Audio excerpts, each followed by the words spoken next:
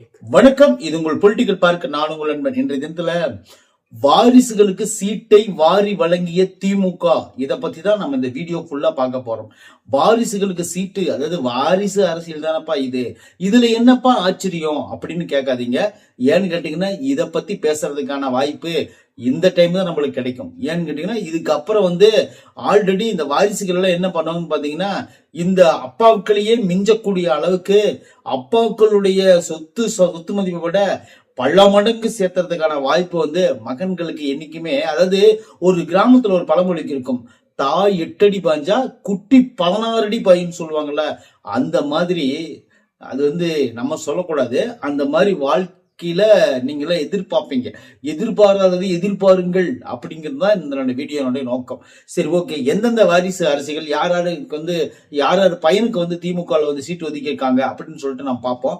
ஐயா ஸ்டாலின் அவர்கள் தன்னோட மகனுக்காக 2 தொகுதிகளை வாரி வழங்கியிருக்காரு அப்படின்னு சொல்லிட்டு தான் நம்ம பார்க்கிறோம். ஒன்னு சேப்பாக்கம், இன்னொன்னு திருவல்லிக்கேணி.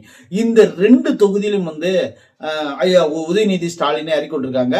போன தேர்தலில் ஜெயிச்சு துணை முதலமைச்சர் ஆகி அவருக்கு விளையாட்டுத்துறை அமைச்சரா வச்சு கார் பந்தயம் எல்லாம் வச்சு கலைக்குட்டவர் தான் நம்ம உதயநிதி. அவருக்கு இந்த வாட்டி 2 தொகுதியில் கொடுத்திருக்காங்க. 2 தொகுதியிலும் ஜெயிக்கிறதுக்கான வாய்ப்பு நிறைய இருக்குன்னு சொல்லிட்டு திமுக வட்டாரங்கள்ல பேசிட்டு இருக்காங்க. சரி, ஓகே. நம்பர் 1 ஆச்சா. நம்பர் 2 யாருன்னு பாத்தீங்கன்னா பொன்முடி. அதாவது பொன்முடின்னு ஆல்ரெடி உங்களுக்கு அந்த அமைச்சர் தெரியும். அவர் பாதியிலே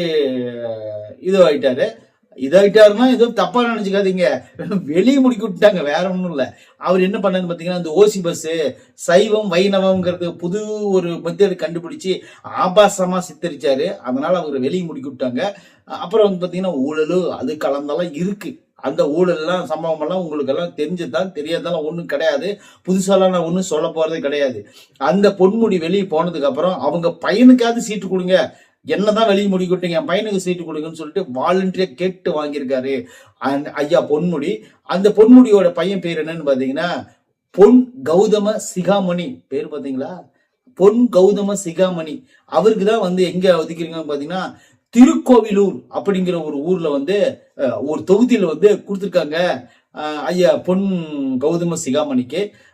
நம்பர் 2. நம்பர் 3 யாருன்னு பாத்தீங்கன்னா டிஆர் பாலு. உங்களுக்கு எல்லாத்துக்குமே தெரியும், கரைபடாத கைக்காரரு அப்படின்னு சொல்லி கூட நீங்க சொல்லலாம். ஐயா அண்ணாமலை அவர்கள் ஒரு பெரிய குற்றச்சாட்டை தூக்கி வச்சார் பாத்தீங்களா, அவர் தான் டிஆர் பாலு. ஐயா டிஆர் பாலுவோட பையன் பேர் என்னன்னு பாத்தீங்கன்னா டிஆர்பி ராஜா. டிஆர்பி ராஜா பாத்தீங்களா, பேருலங்க ஒண்ணு குறைச்சல, சூப்பரா வச்சிருக்காங்க, அருமையா இருக்குல்ல. டிஆர்பி ராஜா அவர் தான் மன்னார்குடி தொகுதி ஐயா ஸ்டாலின் அவர்கள் ஒதுக்கி கொடுத்திருக்காங்க. மன்னார்குடி மக்களே, நீங்கள் எல்லாரும் தயார் நிலை ஆயிக்கங்க திமுக ஓட்டு போடுவதற்கு அப்படின்னு சொல்லிட்டு நாமளே சொல்லிடுவோம், வேற வழி கிடையாது.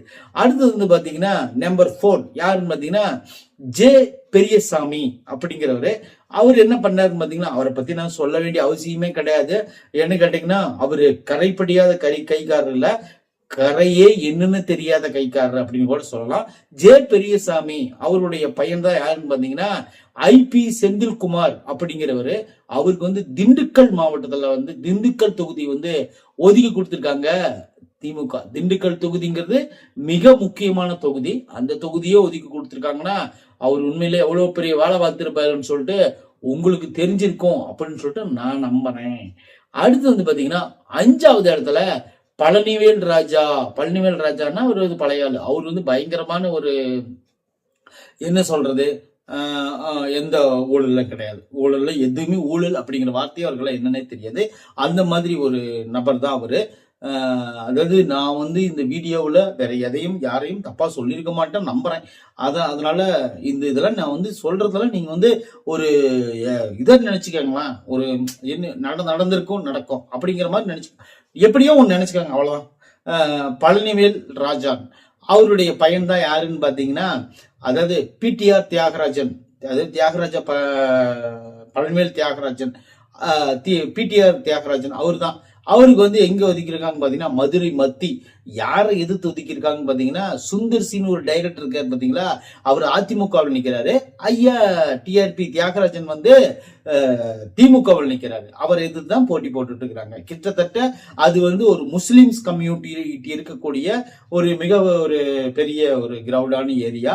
அதனால கொஞ்சம் இறக்கி விடுறாங்க, நல்ல ஸ்ட்ராங்கான ஆள் இறக்கணும்ல, அதனாலதான் இவர் இறக்கி விட்டுருக்காங்க அப்படின்னு சொல்லி பேசப்படுகிறது. அடுத்தது வந்து பாத்தீங்க யாருன்னு பாத்தீங்கன்னா பொய்யாமொழின்னா உங்களுக்கு எல்லாத்துக்கும் தெரியும். அவர் கல்வித்துறை அன்பில் மகேஷ் பொய்யாமொழின்னு ஒருத்தர் இருந்தாரு அப்படின்னு சொல்லி கேக்குறீங்களா? இருந்தாரு. பொய்யாமொழியோட மகன் தான் யாருன்னு பாத்தீங்கன்னா அன்பில் மகேஷ் பொய்யாமொழி அப்படின்னு சொல்லி பெயர். அவர் வந்து அன்பில் மகேஷ் ஆல்ரெடி தெரியும் உங்களுக்கு, போன தேர்தலை ஜெயிச்சு ஐயா பெரும் தொன்று ஆட்டிட்டு வந்திருக்காரு. என்ன தொன்றுன்னு வெறியும் தொண்டு ஆட்டிட்டு வந்துட்டு இருக்காரு. என்ன தொண்டு ஆட்டினாரு அப்படின்னு யோசிக்கிறீங்களா? உதயநிதி அவர்களுக்கு வந்து இவர் வந்து இது வச்சிருந்திருக்காரு. என்னடா வச்சிருந்திருக்காரு அப்படின்னு கேக்குறீங்களா? ஒண்ணும் கிடையாது, நீங்க நினைக்கிற மாதிரிலாம் இல்ல. ரசிகர் மன்றம் வச்சிருக்காரு உதயநிதிக்கு. அந்த ஒரு காரணத்துக்காகவே இவரை கூப்பிட்டு நான் உனக்கு சீட்டு தரேன் நில்லுன்னு சொல்லிட்டு நிக்க வச்சு ஜெயிக்க வச்சு அவருக்கு வந்து கல்வித்துறை அமைச்சரா போட்டு விட்டாரு. கல்வித்துறை அமைச்சரை போட்டோடனே அவர் பண்ண வேலை பாருங்க, சூப்பரான வேலை, தரமான வேலை செஞ்சாரு. ஊழல்வாதி இல்ல, ஒரு பைசா கூட கவர்மெண்ட் காசை தொடவே கிடையாது, வாய்ப்பே கிடையாது. நீங்க ஏதாவது தப்பா எழுதிட்டீங்கன்னா அவ்வளவுதான், 1% கூட வாய்ப்பு கிடையாது. அந்த அளவுக்கு ஒரு கரைபடியாத மிக சுத்தமான ஒரு தரமான கைரேகை கூட தன்னுடைய கரன்சியால படாத ஒரு தூய்மையான ஆள் தான் அன்பில் மகேஷ் பொய்யாமொழி அவர்கள் தான் வந்து இன்னைக்கு வந்து என்ன ஆச்சுன்னு பாத்தீங்கன்னா திருவெரும்பூர்ல போய் நிக்கிறாரு அன்பில் மகேஷ் பொய்யாமொழி. இந்த வாட்டி அங்க ஒதுக்கி விட்டுட்டாங்க, அதனால அங்க போய் நிக்கலான்ட்டு ஐடியா முடிவு பண்ணிட்டாரு. அடுத்ததா 7வதா நம்ம யாரை பார்க்க போறோம்னு பாத்தீங்கன்னா ஜே அன்பழகன் அப்படிங்கிறவர் தான் நம்ம பார்க்க போறோம். ஜே அன்பழகன்னா யாருப்பா அப்படின்னு யோசிக்கிறீங்களா? அவரும் நல்ல மனிதர் தான். ஜே அன்பழகன் அப்படிங்கிறவர் வந்து பழைய காலத்து ஆளு. அவருடைய மைந்தா யாருன்னு பாத்தீங்கன்னா ராஜா அன்பழகன். இவர் எப்படி இருப்பாரு நம்மளுக்கு தெரியாது. ஆனா எல்லாருமே திமுக இருக்கிற எல்லாருமே கிட்டத்தட்ட சுத்த கரங்களை கொண்ட, மிகவும் வந்து சுத்த கரங்களை கொண்ட, அதை வந்து இப்படி இது ஆசீர்வதிப்பாங்கல்ல, ஆசீர்வதிக்கும் போது இந்த பழைய அந்த போட்டோ எல்லாம் பாத்தீங்கன்னா அந்த லட்சுமி கையில இருந்து அப்படியே இப்படி காசு வந்து கொட்டிக்கிட்டு இருக்கும்ல, இல்லைன்னா ஒரு சாமி இருந்துச்சுன்னா இப்படி சாமிக்கும் போது அதுல இருந்து ஒரு ஞானபீட ஒளி கீழே போய் மக்கள் மேல பட்டுட்டு இருக்கும்ல, அந்த மாதிரி சுத்த கரங்களை உடையவர்கள் தான் யாருன்னு பாத்தீங்கன்னா இப்ப நான் படிச்சுட்டு இருக்கிற எல்லாருமே அந்த மாதிரிதான். இன்னும் பெரிய பெரிய ஆளுங்க இருக்காங்க, இன்னும் சுத்தமா இருக்கும். அவங்க எல்லாம் பாத்தீங்கன்னு வச்சுக்கோங்க, இன்னும் சுத்தமா இருக்கும் அப்படின்னு சொல்லிட்டு வரிசையா சுத்தம்னே சொல்லிட்டு போலாம். நீ சொல்றதாண்டா பயமா இருக்குதுன்னு சொல்றீங்களா அப்படியும் கூட வச்சுக்கோங்க. சரி, நான் சொல்றது ஏன்னு கேளுங்களேன்.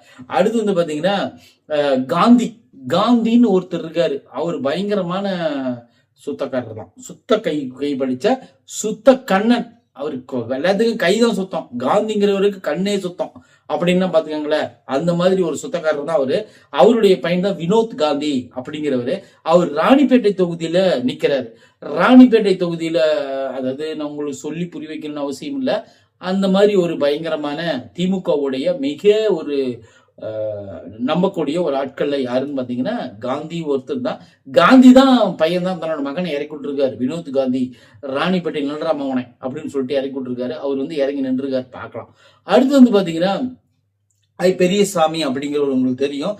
பெரியசாமி அப்படிங்கிறவனுடைய மகனா இல்ல மகளை இறக்கி விட்டுருக்காரு கீதா ஜீவன் அப்படிங்கிறவங்கள. கீதா ஜீவனை இறக்கி விட்டு, கீதா ஜீவன் மேடம் நீங்க போய் வேற அதாவது வேற லெவல்ல போய் நீங்க மக்களுக்கு நன்மை செய்யுங்க. நன்மை செய்யல நன்மை மக்கள் எல்லாம் அப்படியே அலறி அப்படியே போதும், எங்களுக்கு நன்மை போதும் ஐயா, தயவு செய்து எங்களுக்கு நன்மை மட்டும் போதுங்க ஐயா, நன்மை இதுக்கு மேல எங்களால் தாங்க முடியலைங்க ஐயான்னு சொல்ற அளவுக்கு நீ வந்து நன்மை செஞ்சுட்டு தான் வரணும்னு சொல்லிட்டு பெரியசாமி அவர்கள் போக சொல்லிக்கிறாங்க. இப்ப கீதா ஜீவன் களத்துல இறங்கியிருக்காரு. எங்க இறங்கியிருக்காருன்னு பாத்தீங்கன்னா தூத்துக்குடியில் இறங்கியிருக்காரு. என்னடா அது தூத்துக்குடி இங்கே கேள்விப்பட்ட மாதிரி இருக்கே அப்படின்னு நீங்க யோசிக்கிறது தெரியுது. தூத்துக்குடி தொகுதி வந்து யாருக்குன்னு பாத்தீங்கன்னா கனிமொழி அக்காவுக்கு இருந்த தொகுதி. கனிமொழி அக்காவை தூக்கி டெல்லியில எரிஞ்சிட்டு கீதா ஜீவனை தூக்கி தூத்துக்குடியில வச்சிருக்காரு ஐயா ஸ்டாலின். இன்னைக்கு நிலைமையில வாரிசுகளுக்கு சீட்டு வழங்கியிருக்காரு ஐயா ஸ்டாலின். இன்னும் வாரிசுகளுக்கான சீட்டுகள் நிறைய இருக்கு. அதெல்லாம் மொத்தமா கணக்கு எடுத்துட்டு யாருக்கு இன்னும் கொடுத்துருக்காங்கன்னு சொல்லிட்டு ஒரு டீட்டெயிலோட நான் மீண்டும் ஒரு வீடியோல உங்களை நான் சந்திக்கிறேன். இதுவரையிலும் இந்த 9 பேரை மட்டும் நம்ம பார்த்திருக்கோம். இதுக்கப்புறம் வர ஆட்களை வந்து நம்ம குறிப்பா எடுத்து வச்சு பேசுவோம். நன்றி, வணக்கம்.